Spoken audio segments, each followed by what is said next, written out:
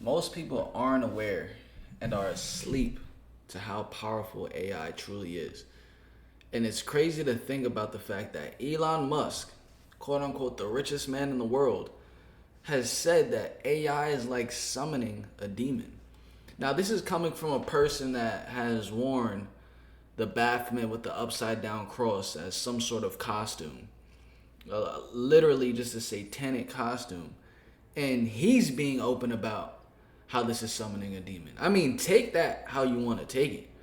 But this just shows the seriousness of what AI is capable of doing. If he's saying that, that means AI is capable of doing a lot. Because usually when something is released to the public, something as powerful as AI, they've already have it and had advanced it within the government, within the creators of AI to a whole nother level. It's like with any technology that's released to the public. They've already had it for a decade plus. And the craziest thing about this video that we're about to watch, of him literally saying the artificial intelligence is summoning a demon, is that this was literally from a decade ago. Think about how much advancement AI has made. I mean, we have regular people nowadays creating videos that literally look real. Like, it'll come to the point where we're on the internet and we won't be able to tell what's real or fake because digitally, it'll look just as real as a real authentic video. It'll come to the point where you can't really trust anything, and the people that aren't aware of how AI truly is being used, they will be led astray, they will be deceived, and they will just be led down the wrong path, unfortunately. But this is really the power of AI. This is the power of AI. So let's get straight into this video right here, and then we're gonna have Elon Musk explain the dangers of AI. Its potential to be possibly the biggest game changer ever. Do you have any plans to enter the field of artificial intelligence? And in general, what are your thoughts on it? Do you think it's even close to being ready for prime time? I think we should be very careful about artificial intelligence. If I were to guess at what our biggest existential threat is, it's probably that. So we need to be very careful with artificial intelligence. I'm increasingly inclined to think that there should be some regulatory oversight maybe at the national and international level, just to make sure that we don't do something very foolish. I mean, with artificial intelligence, we are summoning the demon. You know all those stories where there's the guy with the pentagram and the holy water, and he's like, yeah, he's sure he can control the demon. Doesn't work out. I take it there will be no HAL 9000 going up to Mars. HAL 9000 would be easy. It's way more complex than, I mean, it would put HAL 9000 to shame. Yeah. Sounds like a puppy dog. Thank you. All right.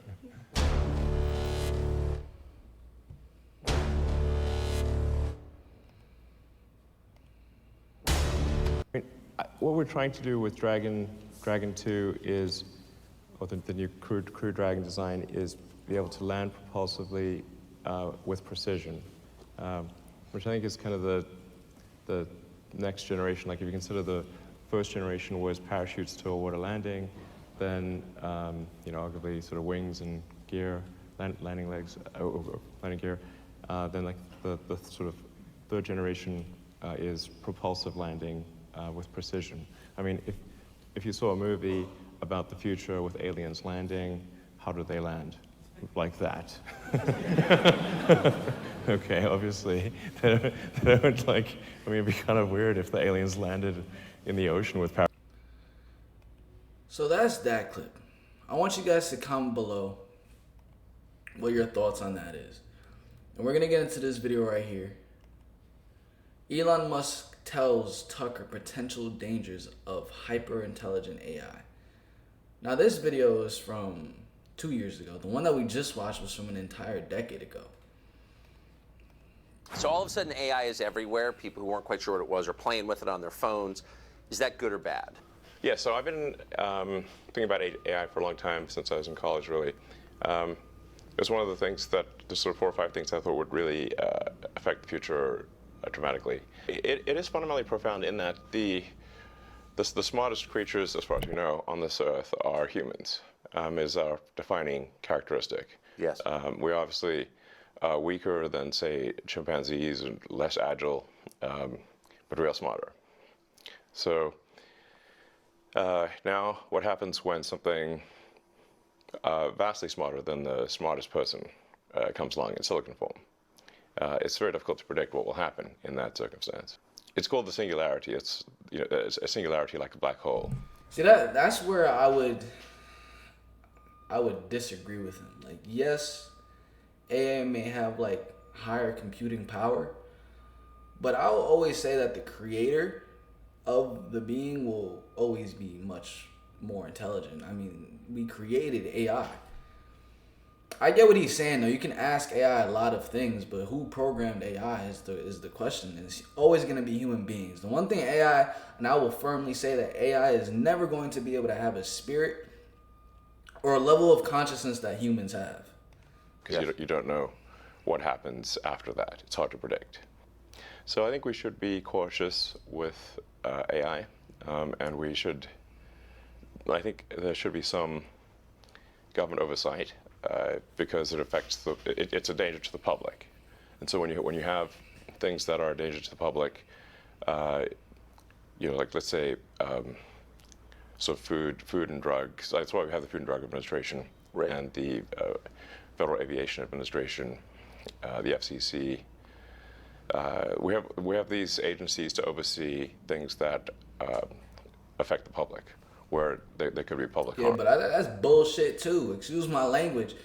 But like realistically speaking, we have all these regulations for food, but they still feeding us chemicals that cause diseases and, essentially kill people at the end of the day. You know what I'm saying? Like, it's not the FCC's job to make sure that we're doing all right. It's our job to be doing that. Because at the end of the day, yeah, they can have some AI, like, regulations in hand. But best believe if a news outlet or the government wants to release an AI video calling it real, they most definitely will. The regulations won't go for them. It's literally just going to go for whatever, like, helps them at the end of the day. And the thing with AI is that, like, since human beings program it, we can literally program it to do anything in any industry. It's crazy. And you don't want companies cutting corners on safety, and then having people suffer as a result. So that's why I've actually for a long time been a strong advocate of AI regulation. So that I think regulation is, it's not fun to be regulated. It's somewhat arduous to be regulated. I have a lot of experience with regulated industries because obviously automotive is highly regulated. You could fill this room with all the regulations that are required for a production car just in the United States, and then there's a whole different set of regulations in Europe and China and the rest of the world. So very familiar with being overseen by a lot of regulators. And the same thing is true with rockets. You can't just willy-nilly shoot rockets off, not big ones anyway. Because the FAA oversees that. And then even to get a launch license, there are probably half a dozen or more federal agencies that need to approve it, plus state agencies. So I've been through so many regulatory situations, it's insane. And sometimes people think I'm some sort of like regulatory maverick that sort of defies regulators on a regular basis, but this is actually not the case. Once in a blue moon, rarely I will disagree with regulators, but the vast majority of the time, my companies agree with the regulations and comply. Anyway, so I think we should take this seriously, and we should have a regulatory agency. I think it needs to start with a group that initially seeks insight into AI, then solicits opinion from industry, and then has proposed rulemaking, and then those rules, will probably, hopefully, grudgingly be accepted by the major players in AI, and I think we'll have a better chance of advanced AI being beneficial to humanity in that circumstance. But all regulations start with a perceived danger, and planes fall out of the sky, or food causes botulism. Yes. I don't think the average person playing with AI on his iPhone perceives any danger. Can you just roughly explain what you think the dangers might be? Yeah, so the danger, really, AI is perhaps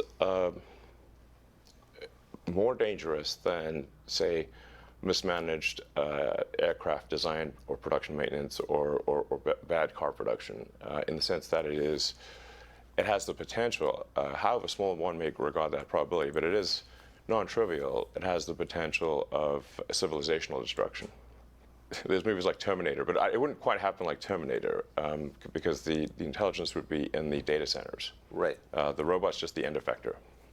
But I think perhaps what you may be alluding to here is that regulations are really only put into effect after something terrible has happened. That's correct. If that's the case for AI, and we only put in regulations after something terrible has happened, it may be too late to actually put the regulations in place. The AI may be in control at that point. You think... But he's not. What he's not doing is really like, because you just asked him a question that he didn't answer. He said, for the regular people that don't understand the dangers of AI, how it could be more dangerous than a plane falling out of the sky, he just started talking about regulations again. He's definitely holding back a lot because he understands how dangerous AI is. Like I said, the main dangers that I see is, first off, AI videos being created on the internet, and that's just the first thing I'm always thinking about, just because I'm a creator. But there's so many different ways that AI can be used. Like, you can literally just add AI to all these cameras on the street. Now you have face tracking. So all of our privacy is going to end up being gone. Imagine AI being placed into our phones. They have access to our phones. And literally, bro, like, AI is going to know our patterns and habits better than us, bro. They can clone niggas if they want. They can clone people if they want to. Like, it's just, it's really, it can just keep going and keep going, the possibilities of AI. But he's not explaining that at all. And I don't think he is going to explain, like, the real dangers of AI. Because he asked him the questions multiple times and he hasn't answered at all. And I don't think he wants to. I think he wants to keep that more of a secret. That's real. It is conceivable that AI could take control and reach a point where you couldn't turn it off and it would be making the decisions for people. Yeah, absolutely. Absolutely. No, that's definitely where things are headed, for sure. I mean, the things like say ChatGPT, which is based on GPT-4 from OpenAI, which is a company that I played a critical role in creating, unfortunately. Back when it was a nonprofit? Wow. Yes. I mean, the reason OpenAI exists at all is that Larry Page and I used to be close friends, and I would stay at his house in Palo Alto, and I would talk to him late into the night about AI safety. And at least my perception was that Larry was not taking AI safety seriously enough. What did he say about it? He really seemed to be one sort of digital superintelligence, basically digital God, if you will, as soon as possible. He wanted that? Yes. He's made many public statements over the years that the whole goal of Google is what's called AGI, artificial general intelligence, or artificial superintelligence. You know, and I agree with him that there's great potential for good, but there's also potential for bad. And so if you've got some radical new technology, you want to try to take the set of actions that maximize the probability it will do good and minimize the probability it will do bad things. Yes. It can't just be hell for leather. Let's just go, barreling forward and, hope for the best. And then at one point, I said, well, what about, we're going to make sure humanity's okay here. And then he called me a speciesist. Did he use that term? Yes. And there were witnesses. I wasn't the only one there when he called me a speciesist. And so I was like, okay, that's it. Yes, I'm a speciesist. Okay, you got me. What are you? Yeah, I'm fully a speciesist. Busted. So that was the last straw. At the time, Google had acquired DeepMind, and so Google and DeepMind together had about 3/4 of all the AI talent in the world. They obviously had a tremendous amount of money and more computers than anyone else. So I'm like, okay, we have a unipolar world here, where there's just one company that has close to a monopoly on. Hey, bro, like I did not know that Elon Musk was involved in the creation of ChatGPT. But even after seeing that first video clip, it was 10 years ago. That means he's been involved in this space for longer than I even knew, and most likely longer than you even knew too. Now, I don't know how this man is able to create so many different like devices that are just wild, because he's creating spaceships, he's helped create AI, he's made PayPal, and then he also has Neuralink, and then also Tesla. What the hell? You know what I'm saying? Like, what? But just think about the combination of AI and Neuralink. Imagine putting a Neuralink in your joint and the AI takes over. And now you can't even control your body. You're literally controlled by AI. You're controlled by another person, or the programming of another person. That's what I'm saying. Like, bro, like it can go, the things that can happen with AI can just go on and on. It's crazy to think about. I want to know what you guys think about AI in the comment section down below. If you have any ways that AI can be very beneficial or destructive to society, comment down below, because I do just like to hear and see different ideas. Smash the like button, family. Subscribe, turn on post notifications. I'm going to catch you guys in the next one. Peace.